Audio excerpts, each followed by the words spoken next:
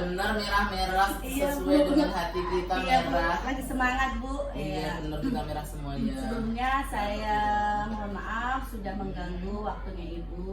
Enggak apa-apa. Saya ingin Ibu memberikan pengalaman terkait dengan kasus-kasus yang mungkin biasanya Ibu menemui di kasus-kasus sekolah kita. Bagaimana caranya Ibu mengambil keputusan dari sebuah keputusan. Boleh tidak, Bu? Boleh, sedikit apa banyak? Ya boleh, terserah Ibu jawabannya. Baiklah, Bu, untuk dulu? pertanyaan yang pertama. Ya. Nomor 1, selama ini bagaimana Anda dalam mengidentifikasi kasus-kasus yang merupakan delima etika atau bujukan moral? Baik, Bu Piro, selama ini kalau di sekolah ada kasus-kasus seperti itu, pastinya Ibu langkah-langkah yang Ibu lakukan yang pertama, saya akan mendengar dulu. Setelah aku dengar apa, kemudian saya amati, saya identifikasi, kemudian saya kumpulkan dewan guru dan biasanya pertama minta bantuan sama wakil kepala sekolah dulu. Setelah itu kita sama-sama rembuk tuh sama dewan-dewan guru kan dengan musyawarah, maka akan kita ambil kesepakatan biar sama-sama enak begitu. Baik, Bu, berarti intinya pertama pasti Ibu mengidentifikasi dulu, mengamati, tidak semata-mata langsung menerima begitu saja Iyalah, ya, kita Bu. nggak boleh mendengar sepihak atau melihat salah satu sisi aja. Baik, Bu, untuk pertanyaan yang kedua, selama ini bagaimana Anda menjalankan pengambilan keputusan di sekolah Anda? Terutama untuk kasus-kasus di mana ada dua kepentingan yang sama-sama benar atau sama-sama mengandung nilai kebajikan. Nah itu dia biasanya itu bagi saya itu dilema ya seperti itu, masalah seperti itu karena emang sama-sama mengandung dua kekuatan yang sama-sama benar. Iya, Bu. Saya tidak bisa mengambil hanya salah satu sisi, pastinya saya akan kalau kayak gitu ya ini juga baik, ini baik ya, sama-sama baik, mana yang kita dahulukan kan gitu ya. Ya udah kita sama-sama aja deh, kita rembuk, kita musyawarah sama teman-teman gitu aja. Intinya musyawarah ya, Bu, ya, tetap ya. Tetap mengedepankan kolaborasi musyawarah. dengan teman ya, Bu, ya. Iya, kan saya tidak bisa mengambil keputusan seorang diri. Sekolah ini milik bersama, Bu Piro. Baik, Ibu, Iya. untuk pertanyaan yang ketiga, langkah-langkah atau prosedur seperti apa yang biasa Anda lakukan selama ini, Ibu? Langkah-langkah. Untuk langkah-langkah menyelesaikan masalah tadi, ya kembali ke yang nomor 1 tadi, tidak jauh dari situ. Pastinya diamati, didengar, diidentifikasi, dimusyawarahkan, biar tidak ada salah satu pihak yang merasa tersakiti atau terzolimi. Jadi sama-sama lah kita ini menyelesaikan masalah biar enak sama enak. Jadi dua-duanya itu mendapatkan keadilan begitu. Ya, tetap mendengarkan ya, Ibu, ya. Pastilah. Nah, nomor yang keempat, Ibu, hal-hal apa saja yang selama ini Anda anggap efektif dalam pengambilan keputusan pada kasus-kasus dilema etika? Yang jelas satu, mengedepankan apa? Apa? Kita musyawarah Oh, bersama musyawarah. teman-teman. Tetap musyawarah ya, Tetap Bu, ya. sama musyawarah. Musyawarah. Kita tidak bisa melihat satu sisi saja. Pastinya kita yang penting teman-teman ayo kita kumpul di ruang guru setelah selesai mengajar, pastinya kan ya setelah selesai mengajar saya WA tuh kumpul kan di situ di ruang guru. Nah kita musyawarah lah seperti itu lah. Itu aja lah, nggak usah jauh-jauh. Saya mah karena saya itu tidak bisa memutuskan sendiri. Jadi walaupun saya punya keputusan sendiri, tapi kan belum tentu baik ya kan. Menurut saya baik, belum tentu menurut Bu Piro baik, menurut teman-teman baik atau benar gitu. Jadi sama-sama sajalah kita. Jadi mengedepankan musyawarah itu yang pertama. Bagus sekali ya, Ibu, ya, dengan musyawarah lagi ya, emang itu jalan apa keputusannya. Untuk yang nomor 5, hal-hal apa saja yang selama ini merupakan tantangan Ibu dalam pengambilan keputusan pada kasus-kasus dilema etika? Tantangan yang terberat itu satu sisi butuh butuh cepat gitu loh.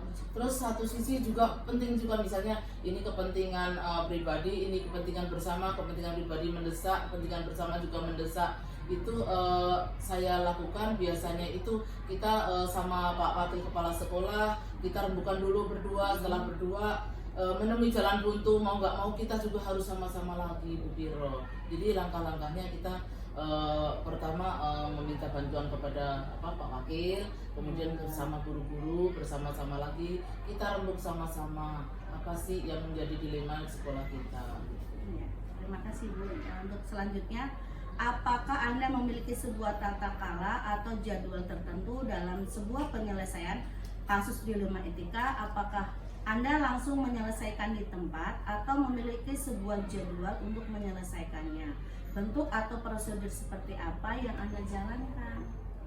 Kalau untuk jadwal ya enggak lah Bu Piro. Ya. Kan setiap masalah itu datangnya tiba-tiba ya kan. Kadang-kadang tiba-tiba, kecuali emang sudah terjadwal ya. Itu kan kalau adanya seperti itu, karena itu datangnya tiba-tiba ya kita selesaikan saja. Kalau ada masalah kita selesaikan, jangan sampai besok. Kalau bisa hari itu juga selesai. Kalau sudah minat nanti beda cerita lagi, tambah masalah, tambah lagi.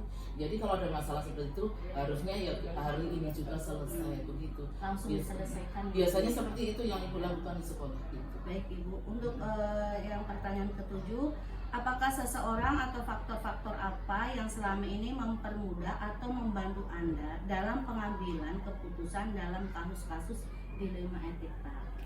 Seseorang ya pastinya satu yang wakil kepala sekolah, yang lain ya Bapak Ibu guru, yang misalnya adanya di kelas 1 ya pasti saya minta Bu Piro yang saya panggil, adanya kasus di kelas 4 ya pasti guru kelas 4, begitu yang kita lakukan. Jadi kita musyawarah di ruang kepala sekolah saja biasanya kalau skupnya kecil ya. Kalau skupnya besar baru nanti kita sama-sama di ruang guru gitu.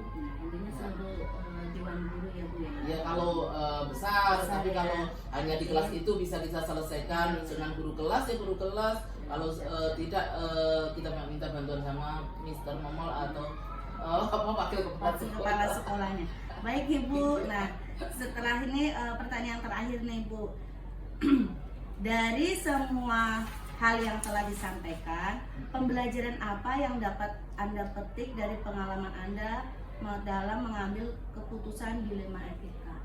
Dilema etika, pembelajaran apa yang bisa saya ambil ya? Jadi semua keputusan yang saya anggap benar itu kan belum tentu benar. Terus saya juga harus melihat dari berbagai sisi, berbagai sudut pandang. Jadi kita mendingan musyawarah saja deh Bu Piro. Aman itu. Kalau ngambil keputusan sendiri kan belum tentu nanti saya begini Bu Piro, itu kok begitu kan beda-beda lagi ya. Jadi seperti itu Bu Piro, kita sama-sama aja lagi dah. Enakan seperti itu ya. Iya, baik Ibu. Intinya dari ini semua kalau kita mengambil keputusan itu dengan jalan musyawarah ya Bu ya. Ya kuncinya musyawarah aja lah Bu Piro. Baiklah Ibu, terima kasih sudah mau berbagi pengalaman dengan saya. Mudah-mudahan saya bisa menerapkan di kemudian hari ya Bu ya. Terima kasih Bu. Selamat pagi. Ya pagi, sukses selalu. Ya Bu.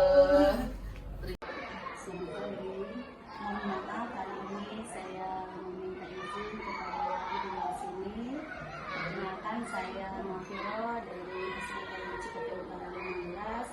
Saya CBP Angkatan 9. Karena saya sekolah di Ibu untuk mewawancara Ibu terkait dengan tugas saya tentang pengambilan keputusan. Baik, saya kepala sekolah SMP Negeri 22, Laksana SPB, akan menjawab dan akan membantu barangkali masukan dari kami bisa sebagai bahan pertimbangan kita.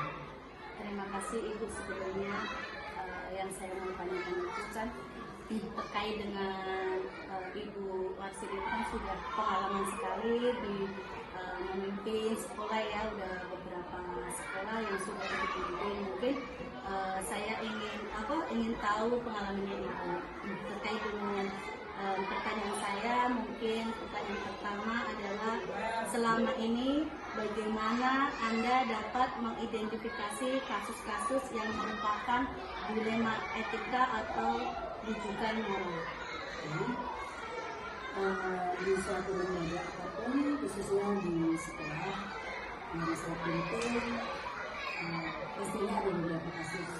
Nah, di dalam penemuan kasus tentu saja saya sebagai kepala sekolah tidak serta merta mengambil keputusan, tetapi yang pertama kali harus saya amati terlebih dahulu, kemudian saya teliti secara detail apakah kasus itu benar-benar adanya.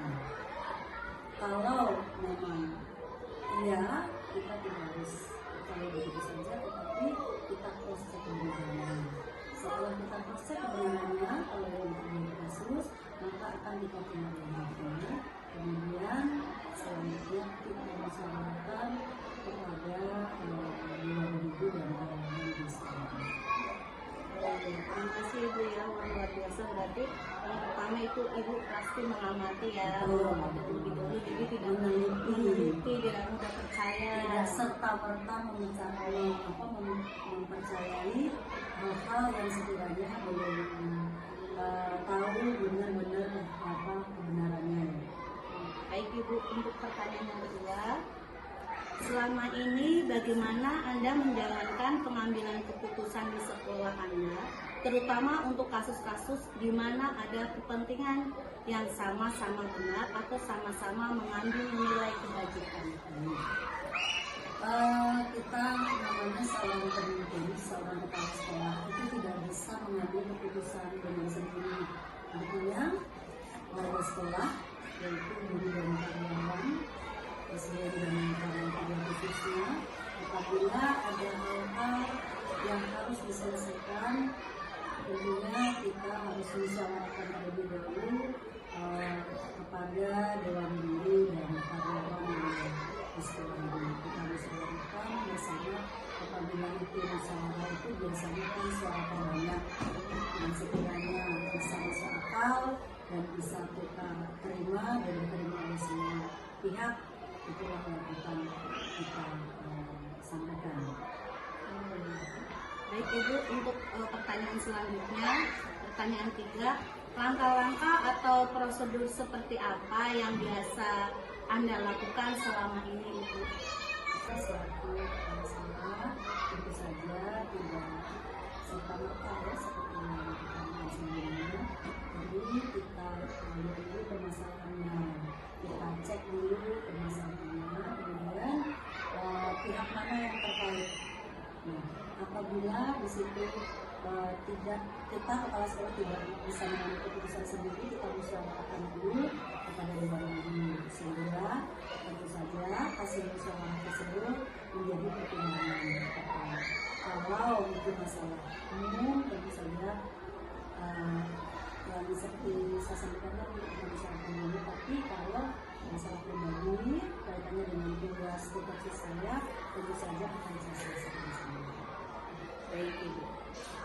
Untuk pertanyaan yang keempat, hal apa saja yang selama ini Anda anggap efektif dalam pengambilan keputusan pada kasus-kasus dilema etika? Baik, kaitannya dengan dilema etika, tentu saja kita berdiskusi ya, berdiskusi dengan pihak terkait, kemudian tidak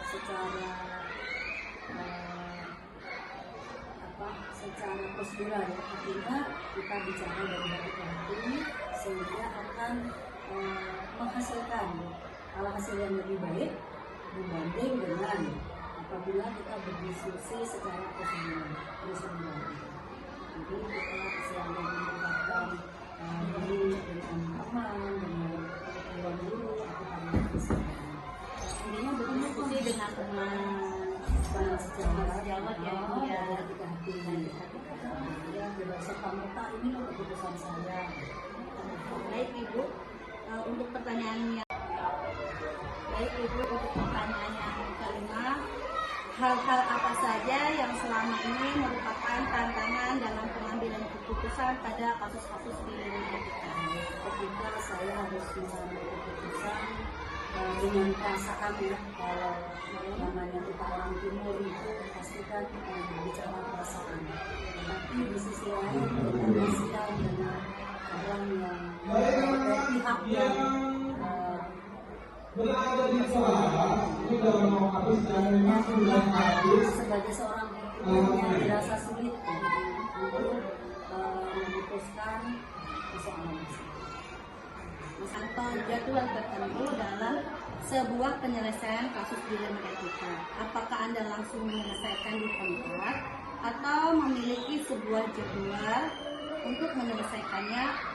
Bentuk atau prosedur seperti apa yang Anda jalankan itu? Kaitannya dengan jadwal kegiatan ya, prosedur kaitannya dengan itu tergantung ya seberapa mendesaknya atau seberapa besarnya pengaruh terhadap lembaga yang saya pimpin, khususnya Presiden. Jika memang memerlukan waktu dari pihak-pihak lain yang terlibat, maka akan kita alokasikan waktu atau kita buat jadwal dari tersebut. Berarti ada alokasinya waktu dan Oh, jadi tadi tergantung ya seberapa mendesaknya atau pengaruh terhadap pihak-pihak lembaga. Siap. Untuk pertanyaan yang ke-7, adakah seseorang atau faktor-faktor apa yang selama ini mempermudah atau membantu Anda dalam pengambilan keputusan dalam kasus-kasus dilema etika ini? Baik, karena saya seorang kepala sekolah, pastinya kan teamworknya dengan Bapak Ibu guru dan karyawan. Pastinya kita selalu bermusyawarah dengan Bapak Ibu guru tersebut untuk memutuskan sesuatu yang harus kita selesaikan dalam persoalan sekolah.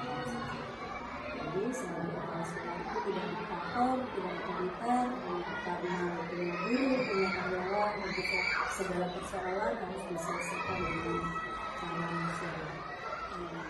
Baik Ibu, untuk pertanyaan terakhir. Baik Ibu, untuk pertanyaan terakhir nih, dari semua hal yang telah disampaikan sama Ibu itu, pembelajaran apa yang dapat Anda petik dari pengalaman Anda mengambil keputusan dilema etika ini? Jadi semua persoalan pasti ada solusinya. Tergantung bagaimana kita menyikapi persoalan tersebut.